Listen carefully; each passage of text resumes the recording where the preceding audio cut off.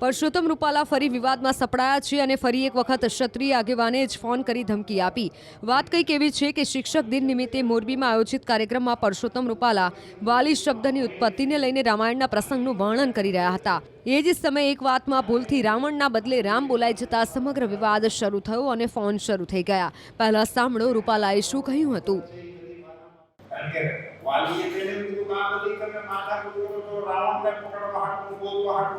એને મારું નામ કીધું તો સીતાજી નાય મૂકી વાલીથી નામ લીધો તો વાલીથી નામ લીધો તો વાલીથી નામ લીધો તો વાલીથી નામ લીધો તો ડરતો તો વાલીને વાલી રાવણને પકડી આવેલો અને પકડીને બગલમાં રાખેલો 6 મહિના સુધી બગલમાં જ બહાર નહોતો ગયો। આવડો મોટો રાવણ તે કૈલાસને ફૂટબોલના દડાની જેમ ઉછાળતો તો એ વાલીની બગલમાં 6 મહિના રહેલો। એ અંગતે એને સંભળાયું ને એમાં એનું મોરલ તૂટી ગયું એટલે પછી ઊભો ન થયો એનો પગ ઊંચો કરવા। આ બધી ઘટનાઓ સમજવા જેવી છે। ઈ વાલીએ અંગતના ઘોડિયા ઉપર એને ઊંધો ટીંગાડી દીધો હતો। વી હાથ ને આમ બધું હતું ને છોકરાને રમવાની મજા આવી। રૂપાલા મને એમ લાગે છે કે હવે એને રિટાયર્ડ સ્વેચ્છાએ થઈ જવું જોઈએ। અગર એ સ્વેચ્છાએ રિટાયર્ડ નથી થતા ને આવા જો બફાટ કરતા રહેશે, પહેલા રાજપૂતોના વિરુદ્ધ બોલ્યા, અત્યારે તો ભગવાન રામ ઉપર આવી ગયા છે, તો ભગવાન રામ શું ખાલી એ રાજપૂતોના જ છે, આખા હિન્દુ સમાજના નથી? અને રૂપાલા શું હિન્દુ નથી? આવા જો બફાટ કરતા હોય તો એમ લાગે કે રૂપાલા કોણ છે એમ। તો સમજો કે આગળ જઈને શાંતિથી બેસી નથી જતા, રિટાયર્ડ નથી થઈ જતા, સ્વેચ્છાએ એ રાજનીતિ છોડી નથી દેતા, તો અમારે મજબૂર થવું પડશે એને રાજનીતિ છોડાવવા માટે। અને જો એ આગળ આવીને નથી છોડતા તો પછી પાછા રાજપૂતો બધા તૈયાર જ છે આંદોલન કરવા માટે। એને એક તો રામ ભગવાનને તુકારો આપ્યો છે, રામ ડરપોક હતા, રામ બીકણ હતા, કે રામવાલીથી ડરી ગયા। જ્યાં જ્યાં એને રાવણ બોલવાનું હતું એની બદલે એ બધી રાવણની જગ્યાએ રામ રામ રામ અને તુકારો દીધો છે। એ વસ્તુ એને ખોટી કરી છે। અને દર વખતે એ એમ કહે છે કે મારે જીભ ફસલી ગઈ, તો વારે વારે એની જીભ ફસલે છે, તો પછી આના ઉપરથી સાબિત થાય છે કે ભાઈ એની જીભ વારે વારે ફસલે છે, તો પછી હવે એની ઉંમર થઈ ગઈ છે ને એને ઘરમાં બેસવું જોઈએ। હવે આ જ્યારે 2 દિવસ પહેલા રૂપાલા સાહેબ જે બોલ્યા રામ ભગવાન વિશે, તો રામ ભગવાન ખાલી રાજપૂતોના નથી, આખા હિન્દુ સમાજના રામ ભગવાન છે। તો હવે આખા હિન્દુ સમાજે બીજેપીનો બોયકોટ કરવો પડે, કારણ કે જ્યારે એક બીજેપી છે એ રાજપૂતોનું બચ્ચું જ છે। જે બીજેપી પક્ષ છે ને એ રાજપૂતો દ્વારા જ ઊભો થયેલો પક્ષ છે। તો જ્યારે અમારા નારી અસ્મિતા વિશે રૂપાલા બોલ્યા ત્યારે બીજેપી વિરુદ્ધ અમે કેટલું મોટું આંદોલન કર્યું, પણ છતાં બીજેપીના પેટનું પાણી હેલું નહીં। તો એક મામૂલી નેતા છે રૂપાલા, જે છે એક મામૂલી નેતા છે, કોઈ મોટા નેતા નથી। તો એ બીજેપી માટે નારી અસ્મિતા મોટી કે રૂપાલા મોટા? ચલો, નારી અસ્મિતા વિશે પણ અમે આંદોલન છેડ્યું, અહીંયા ગુજરાતમાં સફળ ન થયું એટલા બીજા રાજ્યોમાં સફળ થયું છે। પણ 2 દિવસ પહેલા જે રામ ભગવાન વિશે બોલ્યા તો એમાં આખા હિન્દુ સમાજની લાગણી દુભાઈ છે અને દુભાવવી જોઈએ, કારણ કે રામ મંદિરના નામે ઘણા વોટ બીજેપીએ લઈ લીધા છે। તો આગામી રણનીતિમાં અગર રૂપાલાને, હું એવું કહું છું કે રૂપાલા કદાચ મેન્ટલી ડિસ્ટર્બ છે, એટલે એની જીભ છે ને વારે વારે ફસલી જાય છે, અને મેન્ટલી ડિસ્ટર્બ માણસ એ આ રાજનીતિમાં ન ચાલે। તો બીજેપીને મારું એટલું જ નિવેદન છે અહીંયાથી કે તમે રૂપાલાને તાત્કાલિક ધોરણે હટાવો, બેસાડી દો ઘરે, આરામ કરે। પહેલા પણ અમે એ જ કીધું હતું, એમની ઉંમર થઈ ગઈ છે અને આરામનો સમય છે, અને આરામ કરશે તો આ બીજા અત્યારે રામ ભગવાન વિશે બોલ્યા, પછી કાલે કૃષ્ણ ભગવાન વિશે બોલશે, માતાજી વિશે અગાઉ બોલેલા છે, એટલે આ જાણી જોઈને જીભ લપસે છે કે પછી અચાનક લપસે છે કે પછી મેન્ટલી ડિસ્ટર્બ છે, તો એનું ચેકઅપ કરાવો। આ વસ્તુ છે ને જ્યારે ચૂંટણી નજીક આવતી હોય ત્યારે આવું થતું હોય। હજી તો ચૂંટણીને જો કે વાર છે, પણ અમારું આંદોલન હવે ચાલુ થઈ જશે ટૂંક સમયમાં, કારણ કે આ બધું નહીં ચલાવી લેવાય। જ્યારે જો હવે સ્થાનિક સ્વરાજની ચૂંટણી આવે છે ત્યારે આ બોલ્યા ત્યારે વિવાદ વકર્યો છે પાછો. તો જાણી જોઈને બોલવામાં આવે છે કે પછી બીજેપીને ફેમ તૈયાર કરવામાં આવે છે કે હવે ચૂંટણી આવે છે તો પ્રચારના પૈસા બચી જાય તો આ બાને બીજેપીનો પ્રચાર થાય. એટલે એક એ પણ હોય છે કે એન્ટી પ્રચાર. એટલે એવું પણ હોઈ શકે કે કોઈ એકને મૂકી દો સમાજ પાછળ એટલે પછી સમાજને ઉશ્કેરાશે ને સમાજ પછી પ્રચાર કરશે. એ પણ હોય. પણ અમારે તો જે અસ્મિતા આંદોલન વખતે વિરામ લીધો હતો એ વિરામ હવે પતી ગયો છે અને એ વિરામ હવે ફરીથી ચાલુ થશે. કાં તો રૂપાલા બરખાસ્ત થાય કાં બીજેપીને બરખાસ્ત થવું પડશે. આજ નહીં તો કાલ. હેલો, હાજી નમસ્તે. રૂપાલા. કોણ બોલો છો? રૂપાલા. હા, રૂપાલા, MP રાજ્યસભા. રાજ્યસભા રાજકોટ. લોકસભા રાજકોટ. પાટણ થી દરબાર. આપનો કોલ હતો. હું પાટણ થી દરબાર મોતીબા વામૈયા બોલું છું. હા, આપનો મિસ કોલ હતો એટલે જ મેં કીધું. હવે સાહેબ હું એક કાર્યક્રમમાં હતો એટલે મેં નતો ઉપાડ્યો. હવે સાહેબ હું વાત કરી શકું તમને?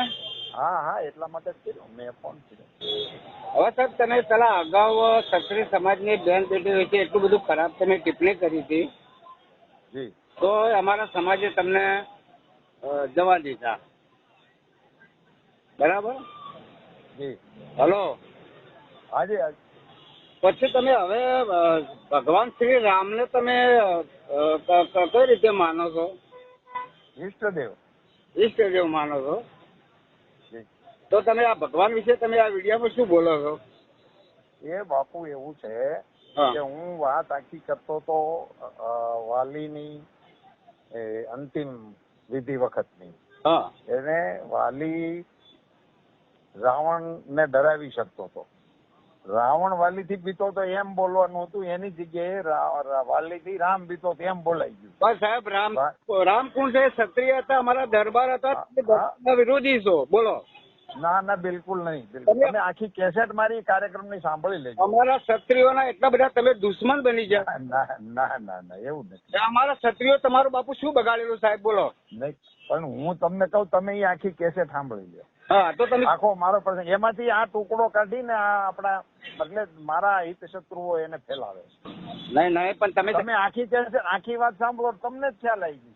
એમ નહીં, તમે જે શબ્દો હાલ નાખ્યા છે, જે વિડીયો ફરે છે, એમાં તમે રામ વિશે પણ એમાં મારું શું, મેં તમને હું જ કઉ છું ને, હું એમ કેવા જતો હતો રાવણ વાલીથી રાવણ બીતો હતો. રાવણ તો બરાબર છે, એ તો થોડા અમારા રામથી મારી વાત સાંભળો તો હું એમ કેવા જતો એને બદલે મારીથી બોલાઈ ગયું એમ કે વાલીથી રામ બીતો હતો. એ નો કેવું જોઈએ, એમ નો બોલાવવું જોઈએ. સાહેબ તમે પહેલી વાર બોલ્યા પેલા જે રજવાડા બેન બેટી વિશે, એ વિશે તમે જાણી જોઈને બોલ્યા હતા? ના, એ વખતે તમે શું બોલ્યા હતા? બોલો. એ વખતે મેં એવું કહ્યું હતું હા કે કેટલાક રાજાઓએ એ વખતના મોગલોની સામે ઝૂકીને એમની સાથે રોટી બેટીના વ્યવહારો કરેલા. એટલે કે મારો એ કેસેટ છે જ. હા, કયા રાજા એ કર્યા હતા બાપુ? ક્ષત્રિય હતા એમને કર્યા? નહીં, ક્ષત્રિય શબ્દ એમાં હું નથી બોલ્યો. હા, હું રાજા મહારાજાઓ બોલ્યો હતો. પણ કયા મહારાજા આપી દે? અંગ્રેજો ને? અમારી દીકરી અંગ્રેજો નહીં બેન ભાઈ, મોગલો. હા, એ મોગલો ને આપી હતી. હા હા. કયા રાજા એ આપી હતી? બોલો. આપણે અકબર જોધા. અકબર જોધા. એ અકબર જોધા આપણો રાજા હતો? હા હા, આપણા જ ને. એ બહારથી આવેલો હતો. એ બહારથી મતલબ અકબર આપણો બહારથી આવેલો. જોધાભાઈ તો આપણા રાજસ્થાનના હતા ને. હલો સાહેબ. હાજી. તમે ભગવાન શ્રી રામનું તો અપમાન તો ખરેખર એવું ખોટું કર્યું છે ને?